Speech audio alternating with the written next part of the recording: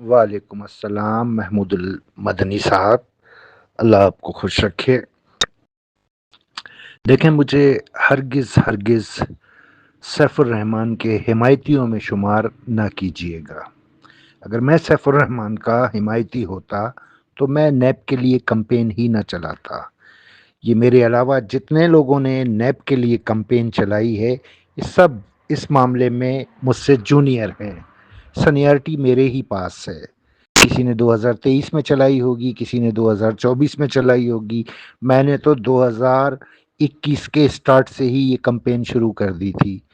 तो अगर मैं सैफुर रहमान का हिमायती होता तो ये कैंपेन ही न चलाता।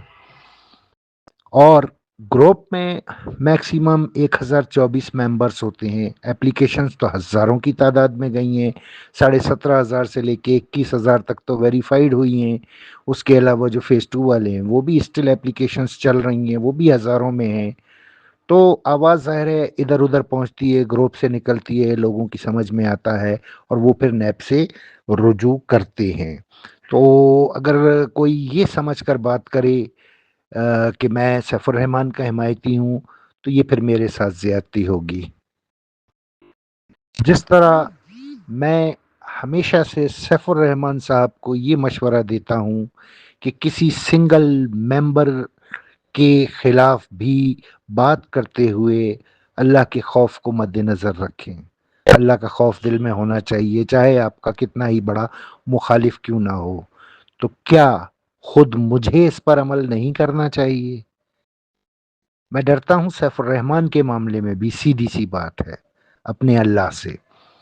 कल कला को मरना मुझे भी है, खुदा ना ख्वास्ता कोई ऐसी बात उठा के मेरे मुंह पर मार दी जाए कि ये बात तुमने सैफुर रहमान के खिलाफ की थी, जो कि सरासर गलत थी। तुम्हें तो गैब का इल्म नहीं था, फिर तुमने ये बात क्यों की? तो फिर मैं अल्लाह को क्या जवाब दूंगा? लिहाजा सब जानते हैं मैं एक पॉजिटिव माइंड हूँ। मैं हमेशा सुलह सफाई की कोशिश करता हूँ। जो लड़ रहे होते हैं उनमें सुलह की कोशिश करता हूँ कि इसका अजर बहुत ज़्यादा है।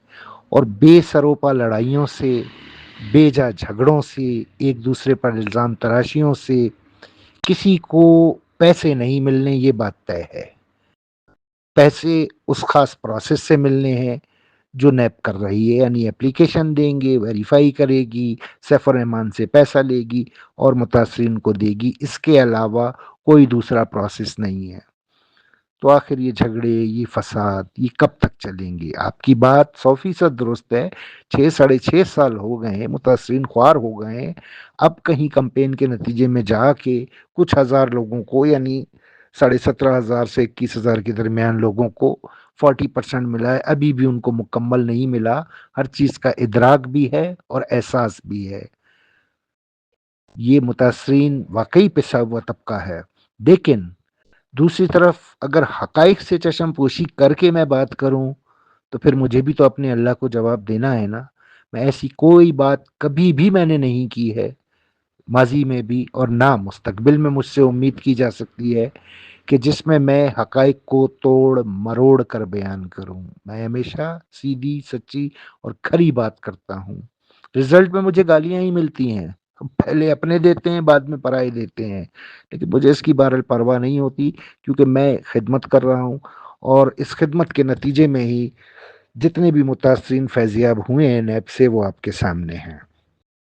तो हकीकत ये है कि हर बंदा खुद जानता है। अब देखें, मैं मज़ाहिर सबके सामने है कि मेरे माली हालात अच्छे हैं, अल्लाह का शुक्र है। हर हाल में मैं रब का शुक्र अदा करता हूँ कि मैं फ़ाक़े नहीं कर रहा हूँ। लेकिन मैं किन-किन मसाइल से उलझ रहा हूँ, किन-किन मसाइल में घिरा हुआ हूँ, क्या आप में से किसी को अंदाज़ा है? हरगिज़ नहीं है, क्योंकि आप मेरे साथ नहीं रहते। सेम लाइक दिस, मैं सैफुर रहमान के घर में नहीं रहता। अगर मैं उसके घर में रह रहा होता तो फिर मैं वाकिफ़ होता कि सैफुर रहमान इस वक़्त बदनीयती की वजह से पैसे नैब को नहीं दे रहे हैं, या वाक़ई उनके लिए प्रॉब्लम्स हैं पैसे की जनरेशन का। तो मेरा ख़्याल है कि हमें खुद को भी इस बात का ख़्याल रखना चाहिए कि कोई ऐसी बात भी ना की जाए कि जिसकी रोज़े क़यामत हम पर गिरफ़्त हो। मरना तो सबने है ना। बहरहाल बहुत शुक्रिया।